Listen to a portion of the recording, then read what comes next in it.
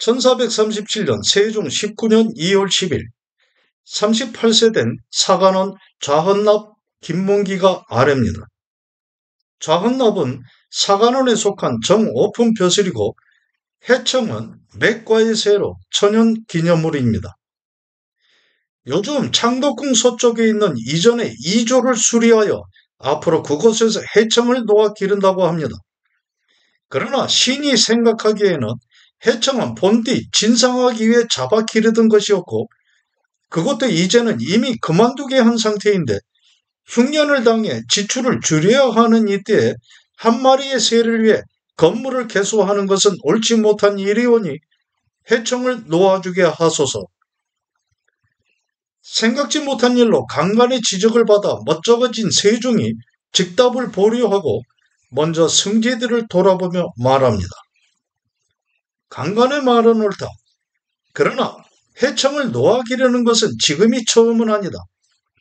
내가 사냥을 즐겨 하지 않아 사냥을 통해 무예를 기를 때도 활과 화살은 지니지 않았으며 음악과 여색, 개나 말, 그리고 꽃과 초목 등도 좋아하지 않지만 그렇지만 해청은 평범하지 않고 뛰어난 것이 보통 매와도 달라서 말을 달리며 날리지 않아도 되고 바라봄에 있어서도 식별이 가능하니 말타기를 좋아하지 않는 나에게는 매우 적합하다. 때문에 지금까지 기르면서 기분을 전환하는 하나의 대상으로 삼아왔을 뿐이다. 그러나 이제까지 해청을 날리면서 놀이를 즐기기는 했지만 아직까지 내 팔뚝으로 해청을 받아본 적은 없다. 지난 가을부터 올해 봄까지는 한 번도 바깥으로 나가보지 않았는데 내가 어찌 해청의 애착을 둬 굳이 이곳에 두고 기르려 하겠는가? 또 해청을 기르는 비용은 면포 한 자나 쌀 한 말도 되지 않으니 큰 지출이 필요한 것도 아니다. 오늘 강관이 이런 말을 한 것은 반드시 밖에서 일을 두고 비웃으며 책망이 많기 때문일 것이니 내가 매우 부끄럽다. 그러나 만약 강관이 모든 매가 다 불가하다고 하면 옳겠지만 어찌 해청만 문제에 삼는 것인가? 또 신하가 되어 매를 키우는 사람도 많은데 유독 임금만은 새 한 마리 기르는 것이 불가하다는 것인가? 경들은 어떻게 생각하는가? 경들도 역시 옳지 않다고 한다면 내가 해청 기르는 것을 그만두겠다. 하루에 많은 시간을 앉아서만 학문 연구에 몰두해서 그런 것일까요? 육식을 좋아하는 세종은 살이 오른 체질에 시력도 별로 좋지 않았는데요. 임금의 사정 이야기에 승지들이 서둘러 아뢰입니다. 강간의 말이 지나칩니다. 사정을 제대로 알지 못하고 아뢰는 것이니 꾸짖을 것도 없는 일입니다. 전하께서 해청을 기르는 것이 잘못이라 한다면 장차 무엇으로 마음의 여유를 찾으시겠습니까? 비록 기르신다 하여도 잘못될 것이 없습니다. 승지들의 대답에 세종이 김문기에게 말합니다. 그들의 말은 정말로 옳으니 내가 기꺼이 받아들인다. 그러나 해청을 길러온 것이 지금부터도 아니고 그 지출도 얼마 되지 않는 일이다. 그런데 굳이 해청만을 가리켜 불가하다는 것은 무슨 이유인가? 해청으로 하루 동안의 위안을 삼는 것도 괜찮지 않겠는가? 해청은 귀한 새이고 특이한 짐승이니 길러서는 안 됩니다. 또 이미 희롱의 대상으로 삼는 것이 아니라고 하셨는데 그렇다면 이처럼 소용되지 않는 짐승을 반드시 길러야 할 필요가 있겠습니까? 또 지출이 적게 든다는 것도 큰 이유가 되지 못합니다. 또 신은 매를 모두 놓아주자는 것이 아닙니다. 다만 해청은 포획하면 상을 주어야 하고 기르는 데 땅이 필요하며 다른 매와는 달리 특이한 것이기 때문에 부족한 신의 생각으로는 기를 만한 짐승이 아니라고 여겨집니다. 임금의 말 한마디에 그대로 물러선다면 강간으로서의 역할을 다하지 못한 것으로 앞으로의 출세가도에 장애물이 될 수도 있는 일이니 어차피 내디딘 걸음을 한 걸음 더 내딛고 마는데요. 김문기에 물러서지 않는 아람에 세종이 다시 답합니다. 해청은 우리나라에서 많이 생겨나는 것이고 귀하고 특이한 앵무새나 공작새와 비교할 것이 아니다. 김문기는 1456년 세조 2년에 성삼문, 박팽년, 하의지, 이계, 유승원, 유흥부 등의 기존 사육신과 함께 단종 복위 시도로 처형되었는데요. 1977년 국사편찬위원회에서 논의 끝에 김문기를 새로운 사육신으로 세상에 알리고 사육신 묘역에 김문기의 가묘를 설치하기도 했습니다. 해청의 일을 아뢰고 8년의 세월이 흐른 1445년 세종 27년 4월 23일 어느덧 46세가 된 자신을 함길도 도지무에 임명한 세종에게 아뢰입니다. 신의 어미가 일찍 죽어 13세부터 계모에게 자랐으니 그 은혜와 의리가 더없이 소중합니다. 독자인 신이 상사를 돌보지 않고 부임하게 되면 실로 마음 아프고 애석할 일인데 더군다나 신은 본래 강건하지 못하고 약하여 전장의 일을 잘 알지 못하오니 신의 임명을 바꾸소서. 그러나 세종은 허락하지 않았는데요.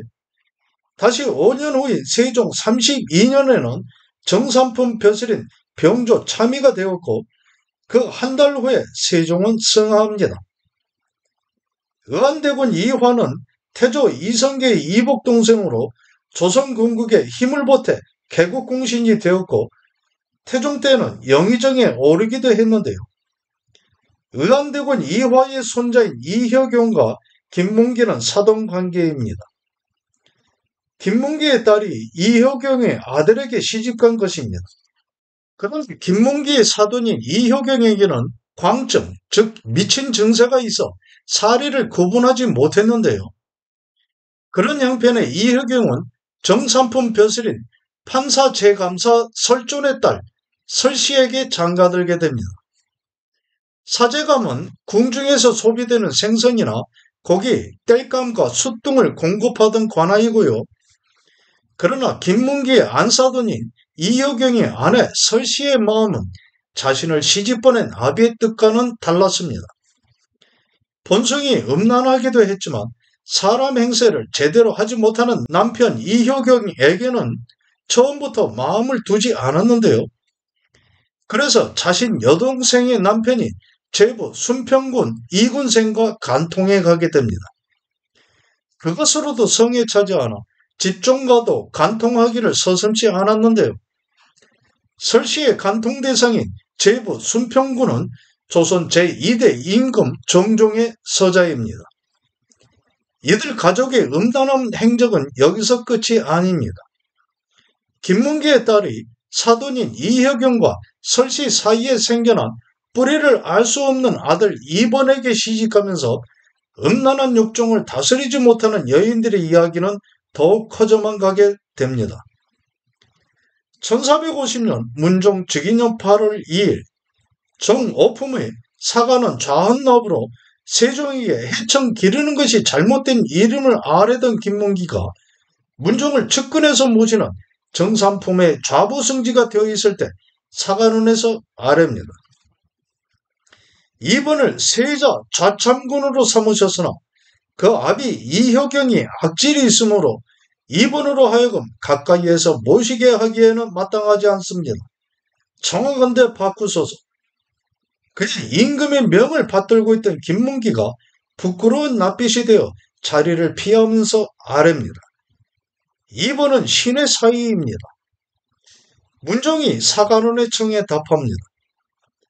참군은 가까이에 있는 사람이 아니고 비록 아비가 병이 있더라도 아들이 만약 재주에 있다면 관직을 얻는 것이 무엇이 해롭겠는가? 이번의 어미 설씨는 항상 얼굴을 곱게 단장하고 남편이 이혁용과는 서로 등을 지고 살아갔는데요.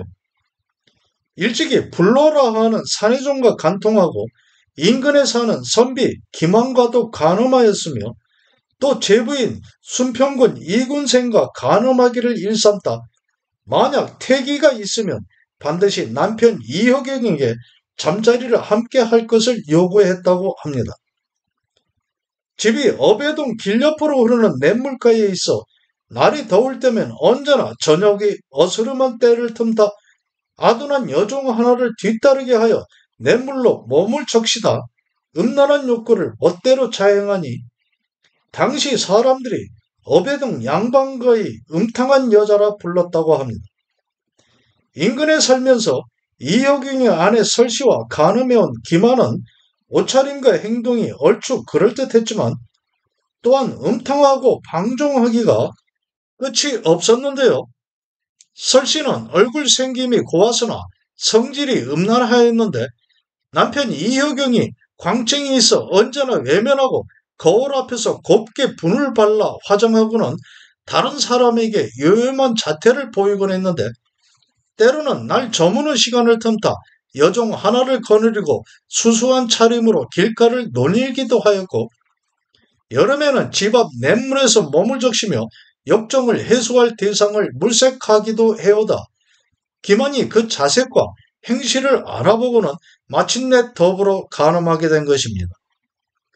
불로라는 이름의 사내종은 생김새가 꽤 남자다워 설씨가 언제나 간통해 오다가 태기가 있는 듯하면 언제나 남편 이효경을 잠자리로 이끌어 이효경이 자식인 것으로 만들려고 했다는데요.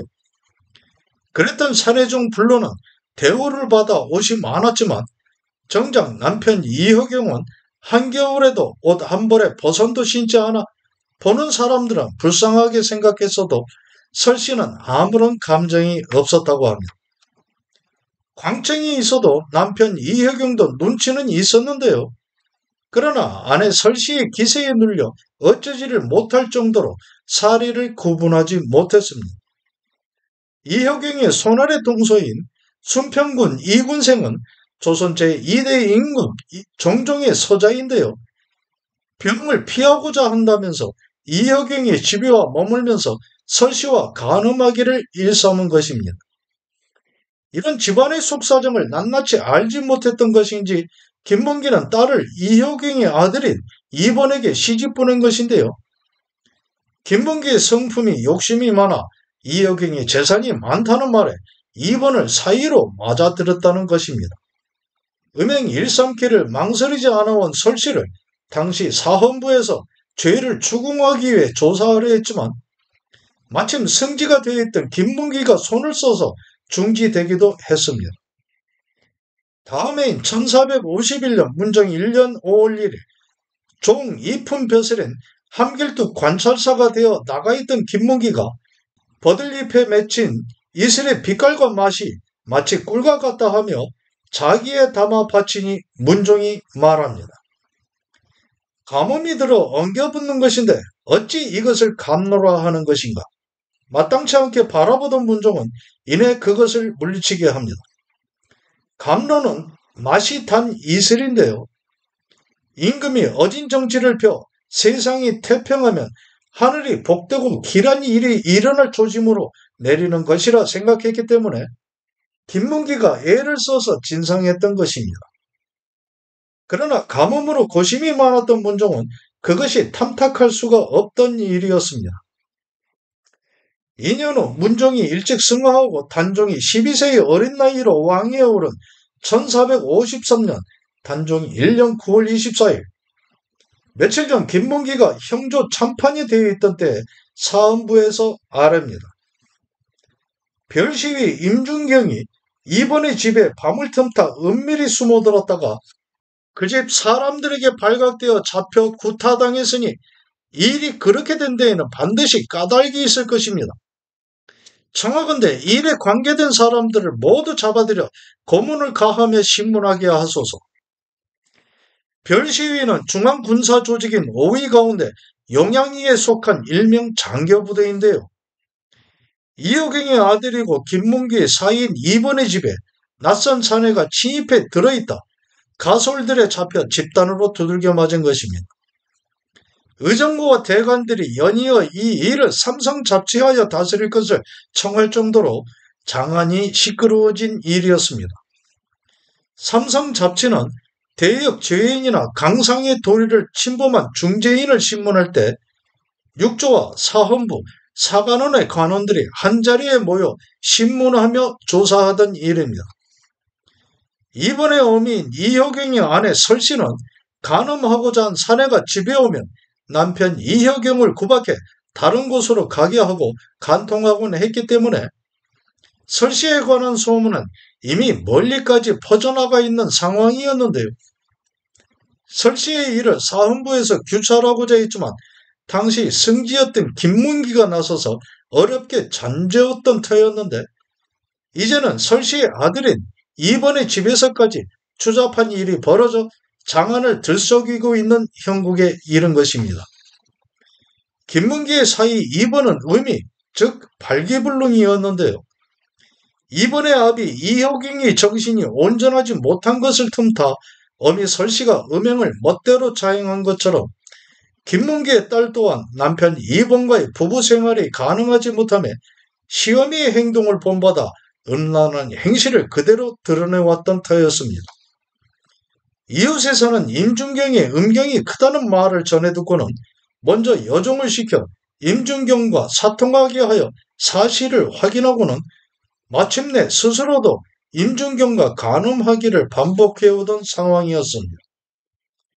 이번의 아내인 김문기의 딸은 판정부 시사 황보건과 녹사였던 황인헌의 딸들과 어울려서 서로 소통하며 음행을 자행했다고 하는데요.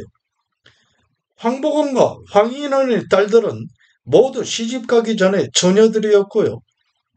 어떤 사내의 음경이 크다는 말을 듣게 되면 반드시 간음하기를 망설이지 않았다고 합니다.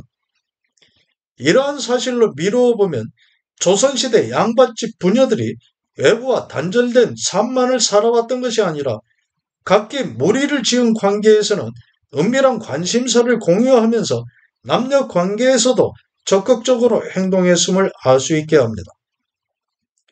해가 넘어가고 어스름한 때가 되면 은밀한 관계를 맺고 있는 사내와 더불어 백악산 기슭 어색한 곳을 찾아 술을 마시며 서로를 희롱하곤 했는데요. 판정부 시사는 왕실의 족보를 관리하고 종실의 규찰에 관한 일을 맡아보던 종부시의 으뜸으로 정삼품 벼슬이고 녹사는 각 중앙관아에 속해 기록을 담당하거나 문서, 돈과 곡식 따위를 관장한 품계가 없는 중인 계급의 하급 벼슬아치입니다. 언젠가는 이번의 이웃인 우개손의 자식이 나무에 올라가 과일을 따다 우연히 이번의 집 뒷뜰을 바라보게 되었는데 한 사내가 고운 모습을 한 젊은 여인을 안고 희롱하고 있어 더욱 살펴보니 바로 이번의 아내였는데요. 이 사실을 알게 된 이번이 관통 현장을 잡기 위해 사람을 시켜 어미 설씨의 집에 간다고 전하게 하고는 그윽한 밤이 되어 살며시 돌아와 보니 아내인 김씨가 임준경과 함께 방 안에 누워있는 현장을 발견하게 된 것이었습니다. 이러한 사실을 파악하게 된 사헌부에서 임금께 아뢰어 공문하기를 청하여 그 준비가 이루어져 가고 있던 터였는데 이때 대사원 박중림이 김문기의 친척이어서 이를 늦추며 끌어가던 차에 보름여가 지난 후 세조인 쇠양대군이 조카 단종을 폐위하기 전의 준비로 반대파인 김정소와 황보인 등을 죽이고 바로 밑에 동생인 안평대군을 사사한 계유정난이 일어났는데 그 후 민심을 다독이기 위한 대사면령으로 김문기의 딸 김씨는 천운을 얻어 석방됩니다. 이때 마음 졸여왔던 김문기는 주변에 말하기를 근일에 철퇴가 난무하더니 내 딸의 죄가 얼음 녹듯이 없어졌다 했다고 합니다. 수양대군이 종 이모 어른을 시켜 철퇴로 김종서를 내려치게 했던 것을 말한 것입니다. 계유정난이 있고 이틀 후 사헌부에서 아뢰입니다. 김문기의 딸 일은 나라 사람들이 모두 알고 있으니 마땅히 김문기는 형조참판으로 남아있을 수 없습니다. 그의 김문기 또한 사직하기를 청하는 글을 올려 아뢰입니다. 신해사의 이번이 임준경을 때린 일로 의금부에서 공문하였고 지금은 비록 대사면령으로 용서받았지만 신은 아무런 일 없는 듯이 직에 머무를 수는 없겠습니다. 그러나 관직을 벗어나지 않고 그 후 함길도 도절제사가 되어 나가 있었는데요. 단종에서 세조로 왕위가 넘어간 1455년 세조 1년 8월 9일 사헌부에서 아래입니다. 김문기의 딸인 이번의 처가 일찍이 임준경과 간통한 일이 드러나 조사받기도 했는데 이제 김문기를 공조판서에 제소하시니 집안을 다스리지 못한 사람을 판서 반열에 오르게 할 수는 없는 일입니다. 김문기 딸의 실행은 그가 지방에 있을 때의 일로 누구라 하더라도 능히 그 자식을 바로잡지는 못했을 것이다. 그 일은 김문기의 잘못이 아니며 또 그가 변방을 지킨 노고를 보답하지 않을 수 없다. 당시 김문기는 형조참판으로 딸의 일로 사직하고자 했는데 어찌 몰랐겠습니까? 가장 또한 책임을 면할 수 없으니 만약 징계하지 않는다면 뒷날을 경계할 수 없을 것입니다. 더 이상 말하지 말라. 그랬던 세조였지만 다음에 단종의 보기를 도모한 일이 발각되자 세조가 명합니다. 아들들은 모두 교형에 처하고 그 어미와 딸들, 처와 첩, 형제자매, 손자와 손녀 및 아들의 처와 첩은 전부 변방 거울의 노비로 영구히 살게 하라. 그리고는 모든 신하를 군기감 앞에 모아 세워두고 김문기, 성산문, 하의지, 이계 등을 거열한 다음 그 머리를 잘라 3일 동안 저자에 내걸게 합니다. 군기감은 병조에 속해 병기 등의 제조를 맡던 관아이고 거열은 사지를 수레에 묶어 찢어 죽이던 형벌입니다.